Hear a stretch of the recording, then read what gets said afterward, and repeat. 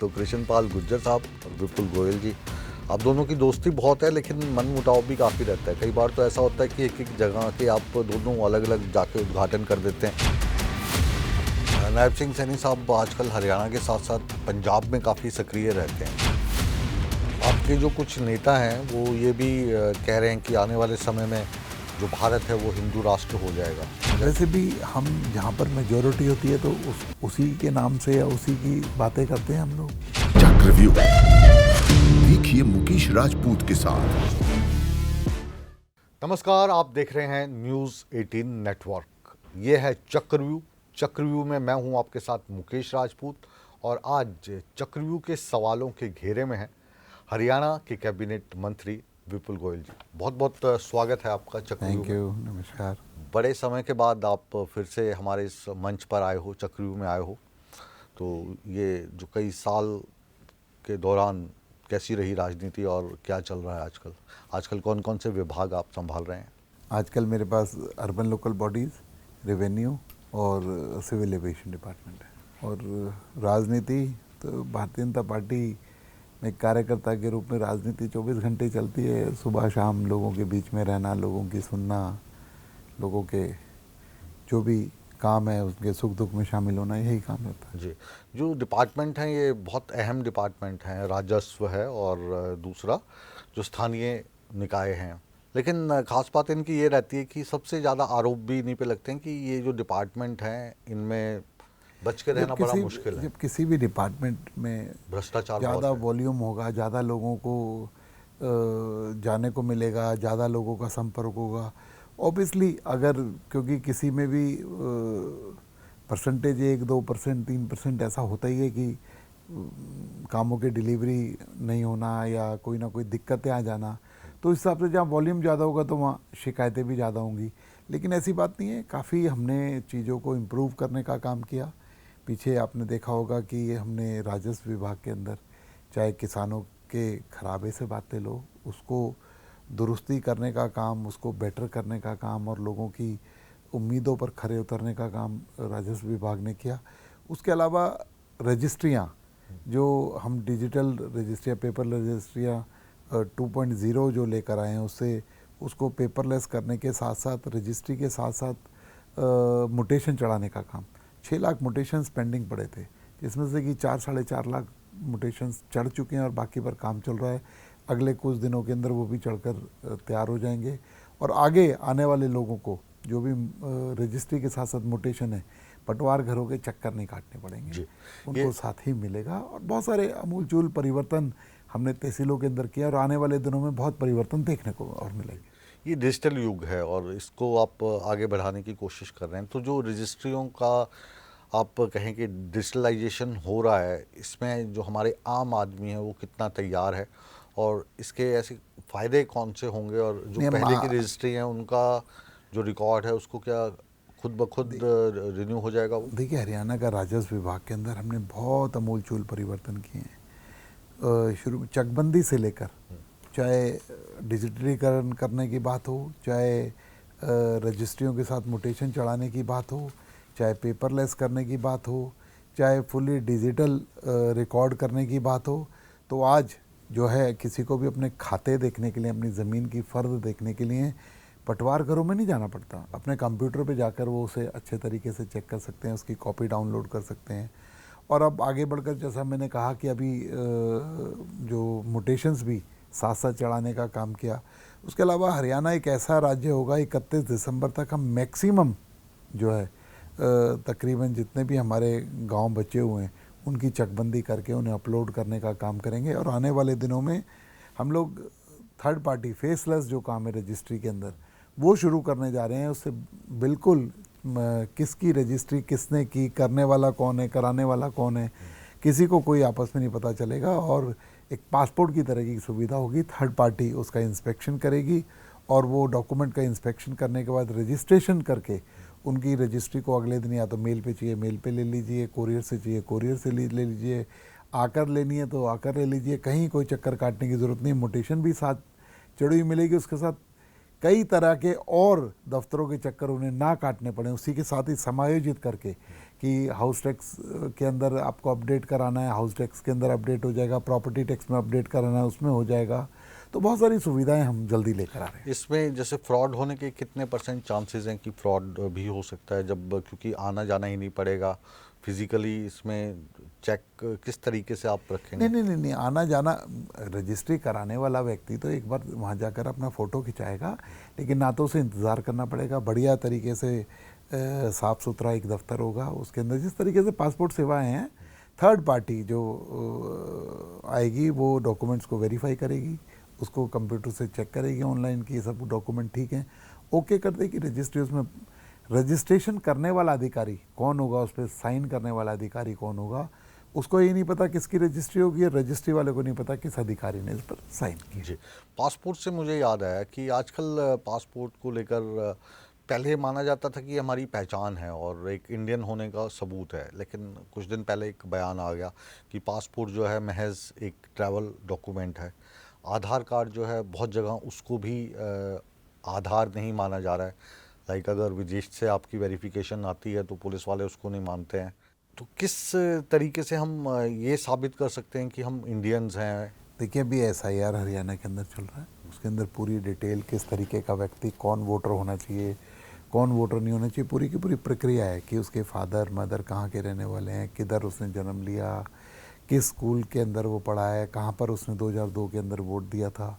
तो उस तरीके से बहुत सारी प्रक्रियाएँ ऐसी नागरिक होने के लिए भी डोमिसाइल जो है एक बहुत ऑथेंटिक प्रमाण होता है, और दूसरा उसका बैकग्राउंड कहाँ से आया है, किस तरीके से यहाँ पर हुआ है, तो वो सब जांच करने के बाद ये बात ठीक है कि पासपोर्ट एक हमारी पहचान है, लेकिन एक ट्रैवल डॉक्यूमेंट भी है, और उससे आपकी नागरिकता घोषित नहीं हो जाती, या ये नहीं होता। नागरिकता के लिए कौन सा डॉक्यूमेंट सबसे ज़्यादा कहा ना कि बहुत सारे, एक नहीं मल्टीपल फैक्टर्स हैं, उसके अंदर मल्टीपल चीज़ें हैं, तो उनको समायोजित करके अभी जैसे मैंने कहा कि SIR के बाद आपको उम्मीद है कि एक ऐसा डॉक्यूमेंट मिल जाएगा जिससे ये साबित हो जाए जो व्यक्ति वोटर होगा उसके बाद वो बहुत ऑथेंटिक होगा कि वो देश का ही ना। अब उसमें 2002 का आंकड़ा लिया जा रहा है, जो 2002 से बाद पैदा हुए हैं जो बच्चे हैं, उनका इसमें किस तरीके से जो बाद में पैदा हुए उनकी तो कोई बात ही नहीं है, वो तो रिकॉर्डेड है, सब कुछ ठीक है।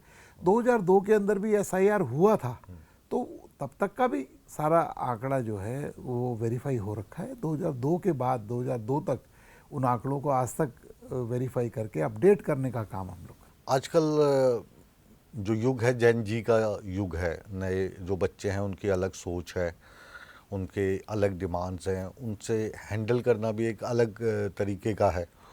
तो अभी जो दिल्ली में जंतर मंतर पर हुआ उसको आप किस तरीके से देखते हैं, क्योंकि आप भी युवा नेता हैं और युवाओं की बात को समझते हैं, कहाँ पर हमसे चूक हुई? देखिए, आज नई जनरेशन को टैकल करने के लिए उनके माइंडसेट के हिसाब से चलना पड़ेगा और उनकी पिच पर जाकर बात करनी पड़ेगी। और इसमें जो बात थी, जो हमारे स्टूडेंट्स हैं उनका तो ये डेमोस्ट्रेशन था, लेकिन बाद में इसको एक राजनीतिकरण दे दिया गया। इसका जो रूप है वो कुछ और लोगों ने इसे कब्जाने का काम किया, और मैं समझता हूँ कि उनकी जो डिमांड थी उन डिमांड को माने मोदी जी ने माना, केंद्र सरकार ने माना, और लेकिन ये इसका कोई हल नहीं है।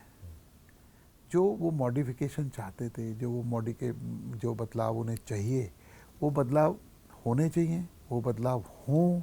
ये नहीं है कि कोई भी मिनिस्टर चाहेगा कि ऐसा नहीं हो, ऐसा नहीं करना चाहिए, या मैं समझता हूँ कि कोई ऐसी बात नहीं। आप क्योंकि खुद एक मंत्री हैं और किसी भी विभाग में जो है वो भ्रष्टाचार हो सकता है, और जाहिर सी बात है कि उसमें डायरेक्टली मिनिस्टर इन्वॉल्व हो भी सकता है, नहीं भी हो सकता है। जिम्मेवारी मंत्री की होती है, लेकिन डे टू डे की प्रक्रिया के अंदर इन्वॉल्वमेंट कहाँ कोई पॉलिटिकल व्यक्ति कितनी कर सकता है। लेकिन एक समय ऐसा था कि मैं अभी कुछ देर पहले एक वीडियो देख रहा था, एक चंदूलाल मिनिस्टर हुआ करते थे, दूरदर्शन में इंटरव्यू देने के लिए गए तो विनोद दुआ साहब उनसे सवाल पूछ रहे थे, तो सवालों के जवाब नहीं दे पाए। राजीव गांधी उस वक्त प्रधानमंत्री थे, तो उनके पास शिकायत लेके गए कि हमारे मिनिस्टर से इन्होंने ऐसे सवाल पूछा, हमारा चैनल है, हम इसका खर्चा उठा रहे हैं। तो राजीव गांधी ने साफ मना कर दिया कि मैं ऐसे मिनिस्टर का साथ नहीं निभाऊंगा, और अगर ये जवाब नहीं दे पाए तो ये उस विभाग के मंत्री भी नहीं होने चाहिए।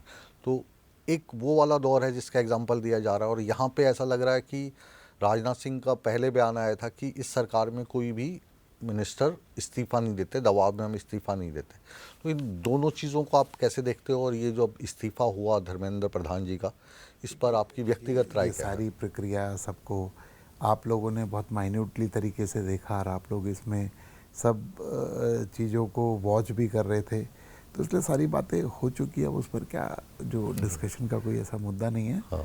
और केंद्र की बात थी, केंद्र ने उसे देखा और आगे भी जिस तरीके का आंदोलन था, उन बच्चों की जो डिमांड थी उसको पूरा करने का। हाँ, लेकिन अब केंद्र के मिनिस्टर का तो रेजिग्नेशन हो गया, लेकिन ऐसे कुछ राज्य भी हैं जिसमें हमारा जो पड़ोसी राज्य है पंजाब, वहाँ पर भी कुछ पेपर लीक हुए। तो अब जो भारतीय जनता पार्टी के समर्थन वाले लोग हैं या भारतीय जनता पार्टी के जो नेता हैं वो कह रहे तो उनको भी इस्तीफ़ा देना चाहिए क्योंकि वहाँ भी पेपर लीक हो गया। कल मैं लोकसभा की कार्रवाई के अंदर देख रहा था, अनुराग ठाकुर जी ने एक लंबी चौड़ी फहरिस्त, एक लिस्ट वहाँ पर पढ़ने का काम किया कि कब कब किस किस साल के अंदर जो पेपर लीक हुए, और उन पर जो कांग्रेस के राज थे, कांग्रेस शासित राज्य थे, उसकी लिस्ट का भी उन्होंने जिक्र किया।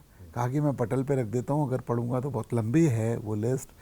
तो मैंने कहा ना, इस बात को, किस बात को कब क्या मुद्दा बनाया जाए, ये बात है। लेकिन इस तरीके की जो कमियां, खामियां और गलतियां होती रही हैं, और भारतीय जनता पार्टी के राज्य से बहुत ज़्यादा ये विपक्षी जो आज शोर मचा रहे हैं इनके राज में हुई है।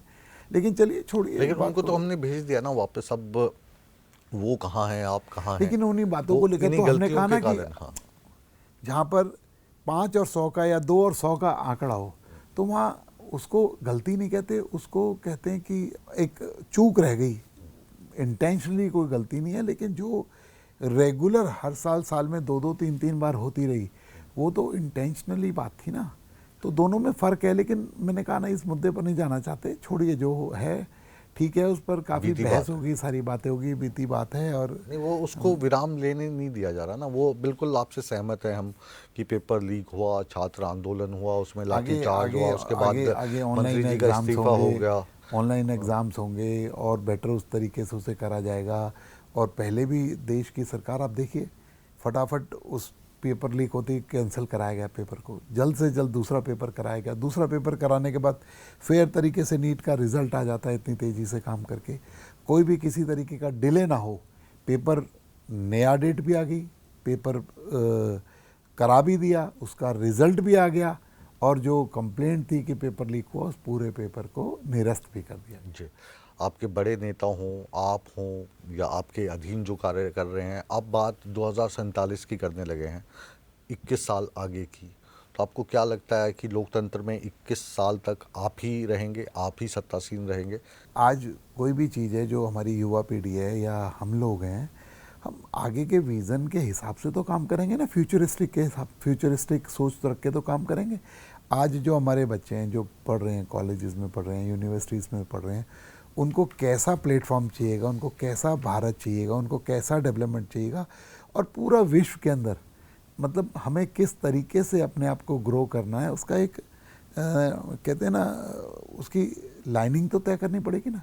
उसके बारे में एक पूरा का पूरा खाका, कॉम्प्रिहेंसिव प्लान तो बनाना पड़ेगा ना। मैं बस सराहना, बहुत धन्यवाद करता हूँ मोदी जी का कि उन्होंने 2047 में जो संकल्प लिया है विकसित भारत का, उस और चलने का काम कर रहे हैं इतनी सारी चुनौतियों के साथ। अब फरीदाबाद की बात करते हैं, क्योंकि फरीदाबाद से आप ताल्लुक़ रखते हैं, और फरीदाबाद की बात होती है तो फिर दो नेताओं के नाम आते हैं सामने। एक तो कृष्णपाल गुर्जर साहब, जो आपके यहाँ के सांसद हैं, और विपुल गोयल जी। आप दोनों की दोस्ती बहुत है, लेकिन मनमुटाव भी काफ़ी रहता है। कई बार तो ऐसा होता है कि एक एक जगह के आप दोनों अलग अलग जाके उद्घाटन कर देते हैं, ऐसी सूचना हमें मिली है। नहीं, ऐसी कोई बात नहीं है, ये सब छोटी सी बातें हैं। और वो हमारे बड़े नेता हैं, केंद्र में मंत्री हैं, मेंबर ऑफ पार्लियामेंट हैं, और हमारे बीच में कोई ऐसा मनभेद कोई नहीं है। डिफरेंस ऑफ ओपिनियन तो एक डाइनिंग टेबल पे बैठते हैं, वहाँ पर भी हो जाता है, भाई मैंने एक सब्जी खानी है, ये नहीं खानी है, ये इतनी बड़ी बात है। लेकिन इसका मतलब ये नहीं है कि मनभेद है, हम घर के जो कानून, कायदे कानून है, उनसे बाहर जाके काम करते हैं, ऐसी कोई बात नहीं है। वो सब वहीं की वहीं, वो डाइनिंग टेबल पर ही समाप्त हो जाता है। ठीक, मतलब मतभेद है, मनभेद नहीं है। वो भी रेगुलर कोई नहीं है, किसी चीज़ पर डिफरेंस ऑफ ओपिनियन हो जाता है, लेकिन बैठकर उसे क्लियर करने का। जी। अब हम बात हरियाणा की करते हैं। जो हरियाणा है ये भी आप विज़न 2047 को लेकर चल रहे हैं। आपके पास एविएशन भी है, तो हिसार में बहुत फ़्लाइट्स को लेकर चर्चा हुई कि वहाँ पे फ़्लाइट्स जाएंगी। अभी क्या हालत है? देखिए, जो विज़न 2047 उसके लिए माननीय नायब सैनी जी ने पहली बार इस योजना के अंदर डिपार्टमेंट ऑफ फ्यूचर बनाया है कि जो फ्यूचर के हिसाब से क्या क्या काम किस तरीके से होने चाहिए, किस किस डिपार्टमेंट को क्या क्या एक्ट करने चाहिए, वो तैयारी करने का काम कर रहे हैं, उस पर चलने का काम कर रहे हैं। उसके अलावा आपने हिसार एयरपोर्ट की बात की, तो हिसार एयरपोर्ट के अंदर 3000 मीटर का हमारा रनवे और एक बहुत बड़ा एयरपोर्ट जो कि 7000 एकड़ के अंदर जो हमारा एयरपोर्ट है तकरीबन, और उसके अंदर अभी हम एक गवर्नमेंट ऑफ इंडिया के साथ हमने जॉइंट वेंचर किया है और एक पूरा का पूरा एविएशन हब वहाँ पर डेवलप करने का काम कर रहे हैं। उसमें एमआरओज़ भी होंगे, उसमें इंडस्ट्रीज़ भी होंगी, उसके अंदर हैंगर्स भी होंगे, उसके अंदर वेयर हाउसिंग भी होगी, उसके अंदर पूरा पैसेंजर और कार्गो हब एक वो बन सके, इस तरीके का प्रयास हम लोग कर रहे हैं। अभी मतलब उसमें आप कितना सफल हुए हैं? जो प्रोजेक्ट चला है काफ़ी लंबे समय से चलता आ रहा है, अभी फ़्लाइट्स वगैरह वहाँ पर नहीं, फ़्लाइट्स भी रेगुलर चल रही हैं वहाँ पर। फ़्लाइट्स अयोध्या भी जाती है, दिल्ली भी जा रही है फ़्लाइट, वहाँ से जयपुर भी फ़्लाइट जा रही है, तो चंडीगढ़ भी फ़्लाइट आ रही है। तो फ़्लाइटें तो रेगुलर डिमांड के हिसाब से इंक्रीज़ होती रहेंगी, कोई दिक्कत नहीं है। डिमांड मिल रही है वहाँ? डिमांड है, मतलब उस हिसाब से थोड़ी कम है, लेकिन रेगुलर आने वाले दिनों में हो जाएगी। और वहाँ पर जो ये कार्गो हब जो डेवलप होगा, मैं समझता हूँ एक बहुत बड़ा काम है वो वहाँ पर आगे आने वाले फ्यूचर के अंदर होगा। एक पहले फ़ेज़ के अंदर हम 1400 एकड़ को डेवलप कर रहे हैं, वहाँ पर लोगों को स्थापित करने का काम करेंगे। इंडस्ट्रीज़ जो एविएशन से रिलेटेड है उनको वहाँ पर आमंत्रित करेंगे। कुछ मैन्युफैक्चरिंग ऐसे जो एक्सपोर्टर्स हैं जो कि कार्गो से अपनी चीज़ को सीधा एक्सपोर्ट कर सकें, ऐसी इंडस्ट्रीज़ को प्रमोट करने का काम करेंगे। अब बात करते हैं हम हेली टैक्सी की। ये भी आपका एक सपना है कि हरियाणा में हेली टैक्सी चले, उस दिशा में आप कितने आगे बढ़े हैं और उसकी पोटेंशियल आपको क्या दिखाई देती है? देखिए, हेली टैक्सी के लिए मैंने कहा, हरियाणा जैसे दिल्ली से चंडीगढ़, गुड़गांव से चंडीगढ़, फरीदाबाद से चंडीगढ़, सालासर, खाटू श्याम जो रिलीजियस प्लेसेस हैं, चंडीगढ़ से और जगह जाना, तो इस तरीके के हेली टैक्सीज़, और हिसार से चंडीगढ़, चंडीगढ़ से हिसार, छोटे छोटे शहरों में जाना, तो ये हेली टैक्सी एक मैं समझता हूँ हरियाणा के लिए एक एप्रोप्रिएट स्थान है कि एक छोटा स्टेट होने के नाते वेल कनेक्टेड हो। इस तरीके के प्रयास हम लोग कर रहे हैं और अभी पहले फ़ेज़ के अंदर हम गुरुग्राम से, फरीदाबाद से और चंडीगढ़ से हेली टैक्सी चलाने का काम करें। आप एक ऐसे शख्स हैं जिन्होंने मनोहर लाल खट्टर साहब के साथ भी आप मंत्री रहे, आप नायब सिंह सैनी साहब के साथ भी मंत्री हो। दोनों ही जो नेता हैं आपके काफ़ी करीबी बताए जाते हैं। अगर हम आपसे पूछें कि दोनों नेताओं की जो कार्यशैली है उसमें क्या अंतर आप देखते हो? हर किसी व्यक्ति का काम करने का तरीका अलग होता है, लेकिन दोनों के साथ काम करके एक बहुत ही अच्छा अनुभव जिसे कहते हैं, मैंने मनोहर लाल जी के साथ मैंने 5 साल काम किया और बड़े अच्छे तरीके से जो जिस तरीके से उनका विज़न था या जिस तरीके से हर चीज़ को माइन्यूटली लेके डेवलप करने का वो काम करते थे और सारी चीज़ों ने मतलब अनेकों चीज़ों में हरियाणा अवार्ड जीतने का काम उनके कार्यकाल के अंदर किया और सभी चीज़ों को डिजिटल ऑनलाइन करने का काम किया कि आज आदमी अपने घर के अंदर बिस्तर पे सो रहा है, रात को 11 बजे भी उसे याद आता है कि मेरे आज टैक्स भरने की लास्ट डेट है, तो अपना फ़ोन निकाल के फटाफट पे करने की सुविधाएं वो देने का काम भी, ऐसी अनेकों सुविधाएं देने का काम माननीय मनोहर लाल जी ने किया। और नायब सैनी जी भी, क्योंकि नायब सैनी जी ने भी उनके कार्यकाल में उसी कैबिनेट के अंदर मंत्री के रूप में काम किया, तो आज उनके अंदर भी उसी तरीके का विज़न है, उसी तरीके की सोच है और मेहनत की पराकाष्ठा वो नायब सैनी जी के अंदर है।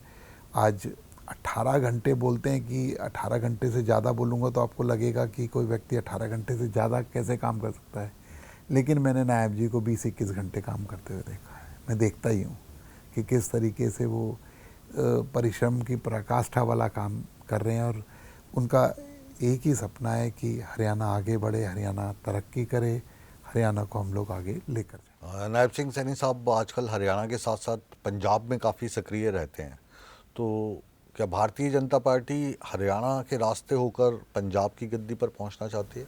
देखिए, आज पंजाब के अंदर जो माहौल है, आज लोग वहाँ परिवर्तन चाहते हैं।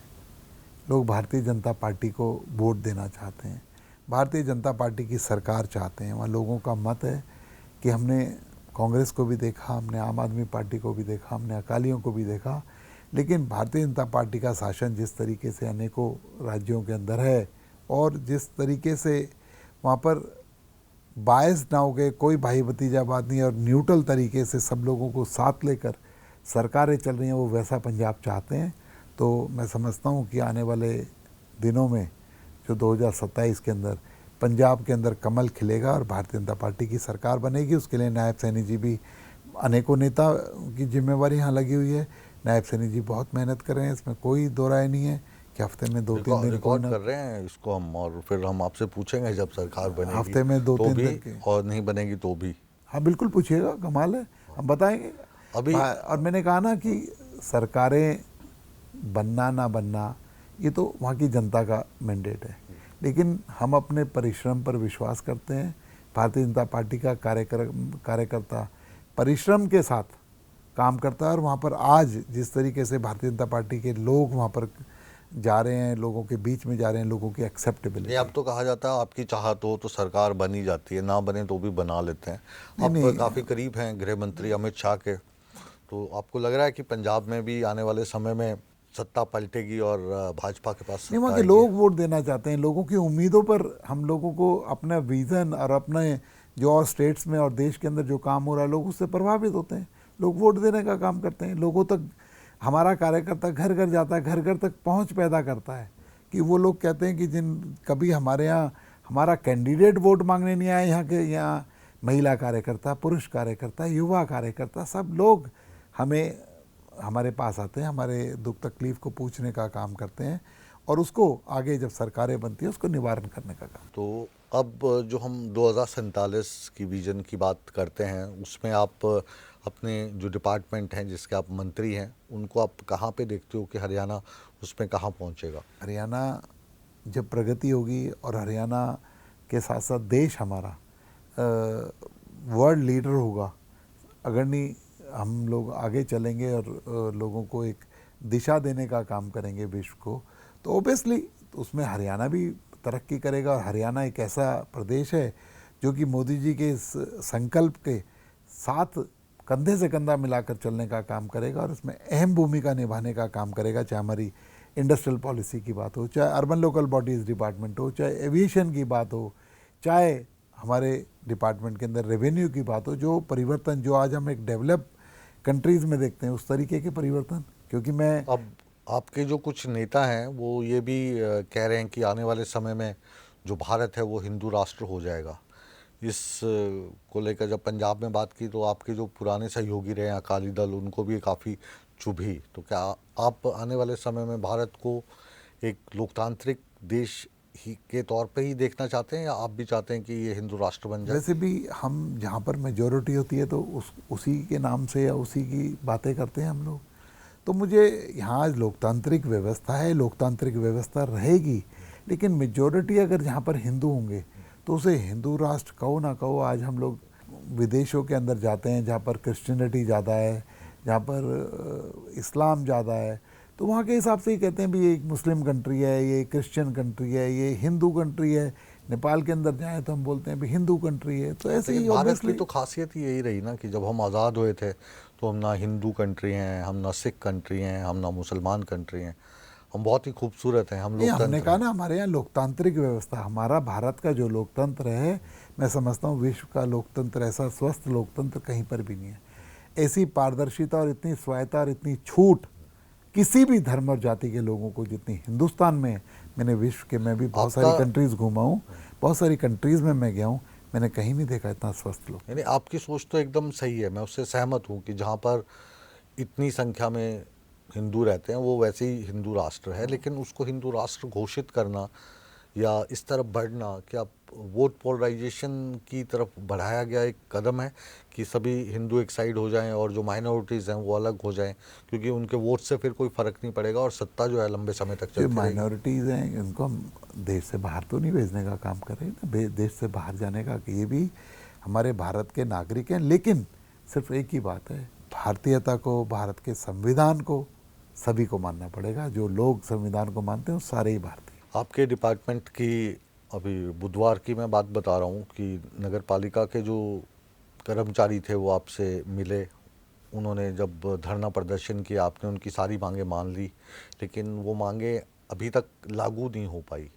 तो ऐसी क्या अड़चन आती हैं कि जब कोई दबाव पड़ता है, धरना प्रदर्शन नहीं, होते हैं, ऐसी तो धरना मांगें प्रदर्शन की कोई मान बात ली नहीं है। जाती हैं, देखिए, लेकिन मैंने कह रहा हूँ ना, फिर जो लागू नहीं की जाती। जो बातें मानने की बात है उन सब पर एक बड़ा एजेंडा था, उन सब 99% बातों को मान लिया। कईयों पर सरकार का काम है, ये किसी की कोई प्राइवेट एंटिटी तो है नहीं कि कोई भी आदमी डिसीजन ले ले।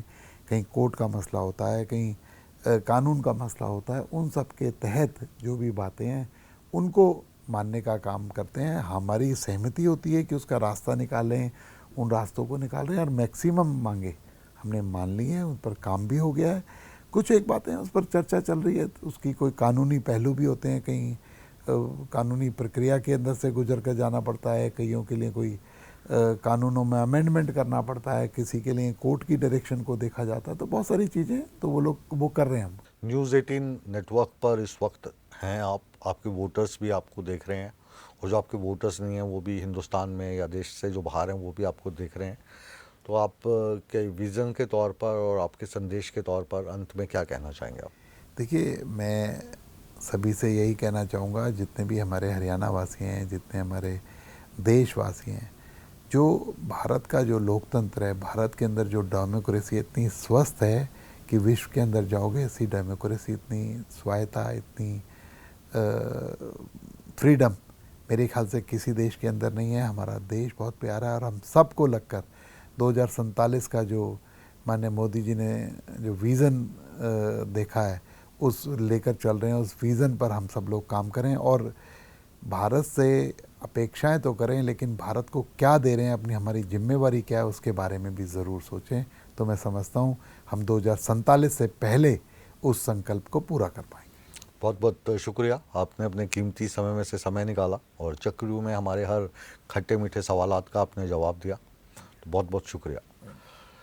विपुल गोयल जी एक बहुत बड़े बिजनेसमैन ही नहीं, बहुत बड़े पॉलिटिशियंस भी हैं, और हमारे जो सवालात थे उनका कितना इन्होंने ईमानदारी से जवाब दिया और कितने अपने अनुभव के आधार पर हमें ही गोल गोल घुमा गए, इसका फैसला हमेशा की तरह आप करेंगे, क्योंकि आप जनता है और जनता सब जानती है।